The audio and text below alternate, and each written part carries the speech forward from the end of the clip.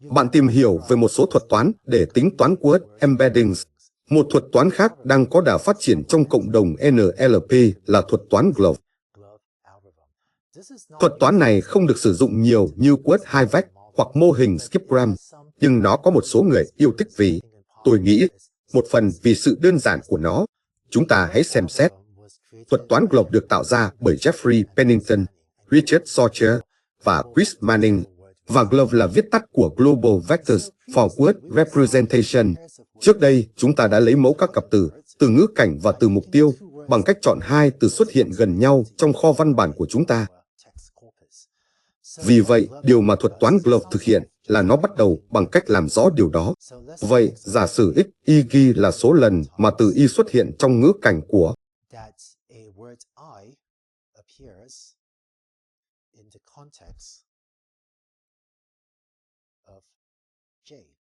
và ở đây y và ghi đóng vai trò của thê và c. Vì vậy, bạn có thể có x, y ghi như là x có chỉ số dưới thê c.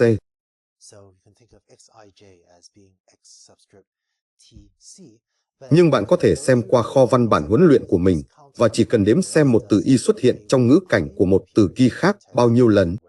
Một từ thê xuất hiện trong ngữ cảnh của một từ c khác bao nhiêu lần. Và tùy thuộc vào định nghĩa về ngữ cảnh và từ mục tiêu, bạn có thể có x, y ghi bằng x ghi y. Và trên thực tế, nếu bạn định nghĩa ngữ cảnh và mục tiêu về việc chúng có xuất hiện trong vòng cộng trừ 10 từ của nhau hay không, thì đó sẽ là một mối quan hệ đối xứng. Mặc dù nếu lựa chọn ngữ cảnh của bạn là ngữ cảnh luôn là từ ngay trước từ mục tiêu, thì x, y ghi và x ghi y có thể không đối xứng như thế này.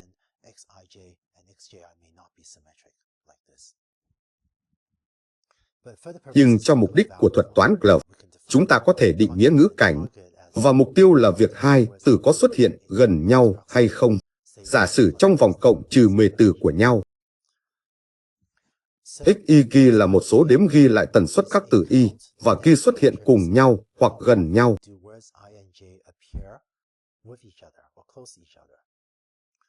Vì vậy, mô hình Glove thực hiện là nó tối ưu hóa điều sau.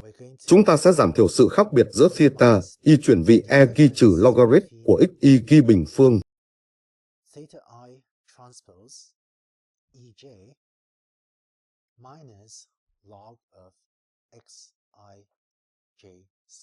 Tôi sẽ điền vào một số phần của phương trình này trong một lát nữa.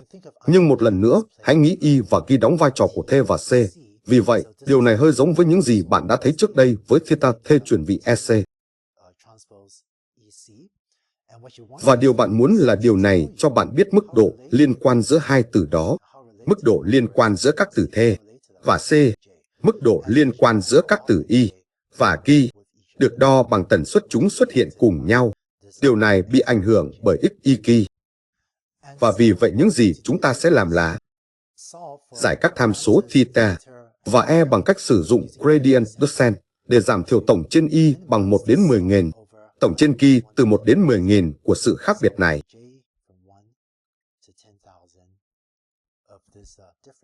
Vì vậy, bạn chỉ muốn học các vector sao cho tích trong của chúng là một yếu tố dự đoán tốt cho tần suất hai từ xuất hiện cùng nhau. Bây giờ, chỉ là một số chi tiết bổ sung. Nếu x, y ghi bằng 0, thì logarit của 0 không được xác định là vô cực âm.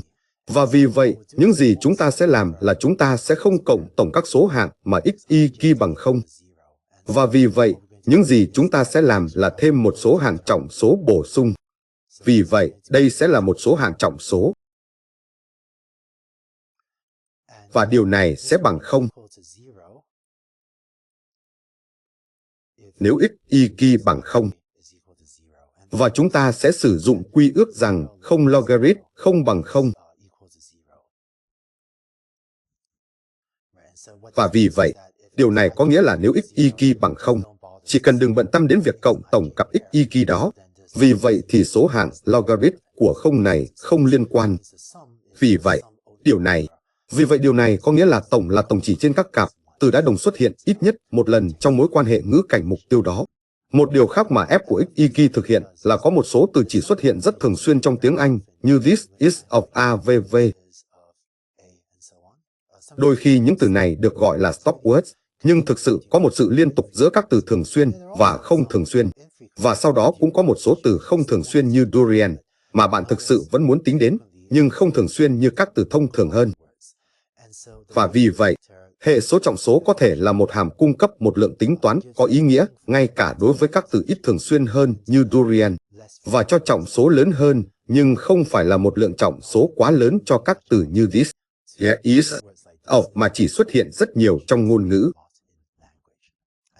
Và vì vậy, có nhiều phương pháp heuristic khác nhau để chọn hàm trọng số F này, mà không cho các từ này quá nhiều trọng số, cũng như không cho các từ không thường xuyên quá ít trọng số. Vì vậy, bạn có thể xem xét bài báo về Glove mà tôi đã tham khảo trong slide trước nếu bạn muốn biết chi tiết về cách F có thể được chọn để trở thành một heuristic thực hiện được điều này. Và sau đó cuối cùng, một điều thú vị về thuật toán này là các hàng của theta và E bây giờ hoàn toàn đối xứng. Vì vậy, theta, I và E kỳ đối xứng. Ở chỗ nếu bạn nhìn vào toán học, chúng đóng vai trò gần như giống nhau, và bạn có thể đảo ngược chúng hoặc hoán đổi chúng, và chúng thực sự kết thúc với cùng một mục tiêu tối ưu hóa. Vì vậy, một cách để huấn luyện thuật toán là khởi tạo theta và E cả hai đồng đều hoặc ngẫu nhiên, chạy gradient descent để giảm thiểu mục tiêu này, và sau đó khi bạn hoàn thành cho mỗi từ, sau đó lấy trung bình. Vì vậy, đối với một từ W nhất định, bạn có thể có E cuối cùng bằng với embedding đã được huấn luyện thông qua quy trình gradient descent này cộng với theta, được huấn luyện thông qua quy trình gradient descent này chia cho 2 bởi vì theta, và E trong công thức cụ thể này đóng vai trò đối xứng, không giống như các mô hình trước đó, chúng ta đã thấy trong các video trước, nơi theta và E thực sự đóng các vai trò khác nhau, và không thể chỉ được tính trung bình như vậy. Vậy đó là tất cả về thuật toán Glove. Tôi nghĩ một phần khó hiểu của thuật toán này là nếu bạn nhìn vào phương trình này, nó có vẻ gần như quá đơn giản, phải không? Làm thế nào có thể chỉ cần giảm thiểu một hàm chi phí bình phương như thế này, lại cho phép bạn học được các word embeddings có ý nghĩa? Nhưng hóa ra điều này hoạt động. Và cách mà các nhà phát minh đã kết thúc với thuật toán này là họ đã xây dựng dựa trên lịch sử của các thuật toán phức tạp hơn nhiều như mô hình ngôn ngữ Neutron. Và sau đó sau này có mô hình word hai-vec skipgram. Và sau đó điều này xuất hiện sau. Và thực sự đã giúp đơn giản hóa tất cả các thuật toán trước đó.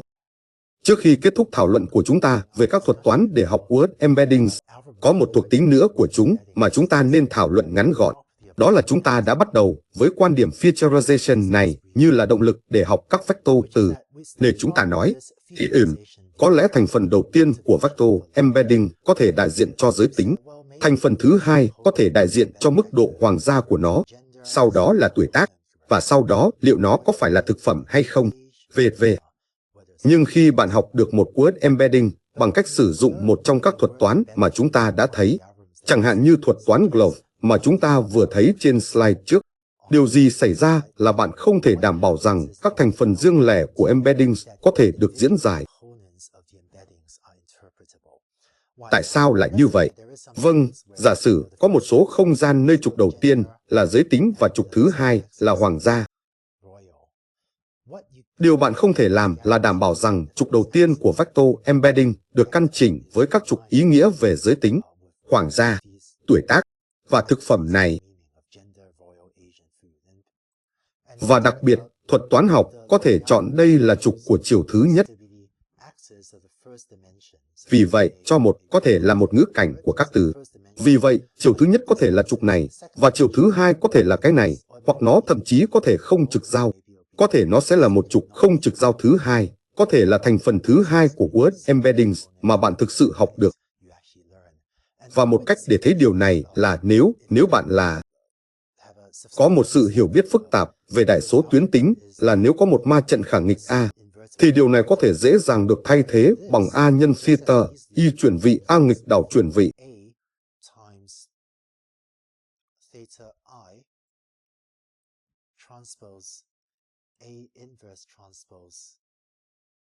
E kỳ bởi vì chúng ta mở rộng điều này ra, điều này bằng theta, y chuyển vị A nghịch đảo chuyển vị nhân với E kỳ. Và vì vậy, số hạn ở giữa bị triệt tiêu và bạn còn lại với theta, y chuyển vị E kỳ, giống như trước đây. Đừng lo lắng nếu bạn không theo kịp đại số tuyến tính, nhưng đó là một bằng chứng ngắn gọn cho thấy rằng Với một thuật toán như thế này, bạn không thể đảm bảo rằng trục được sử dụng để biểu diễn các đặc trưng sẽ được căn chỉnh tốt với những gì có thể là các trục dễ dàng diễn giải theo cách con người. Và về cơ bản, đặc trưng đầu tiên có thể là sự kết hợp của giới tính, và hoàng gia, và tuổi tác, và thực phẩm, và chi phí, và kích thước, và nó có phải là danh từ, và động từ hành động, và tất cả các đặc trưng khác. Vì vậy, rất khó để nhìn vào các thành phần riêng lẻ, các vai trò riêng lẻ của ma trận embedding, và gắn một sự diễn giải khoảng thời gian của con người cho điều đó. Nhưng bất chấp loại phép biến đổi tuyến tính này, phép toán hình bình hành mà chúng ta đã thực hiện khi chúng ta mô tả các phép loại suy, điều đó vẫn hoạt động. Và vì vậy, bất chấp phép biến đổi tuyến tính có khả năng tùy ý này của các đặc trưng, bạn vẫn học được bản đồ hình bình hành để tìm ra các phép loại suy vẫn hoạt động. Vậy đó là tất cả về học word embeddings. Bây giờ bạn đã thấy một loạt các thuật toán để học các word embeddings này, và bạn sẽ được chơi với chúng nhiều hơn trong bài tập lập trình của tuần này. Tiếp theo, tôi muốn chỉ cho bạn cách bạn có thể sử dụng các thuật toán này để thực hiện phân loại tình cảm. Hãy chuyển sang video tiếp theo.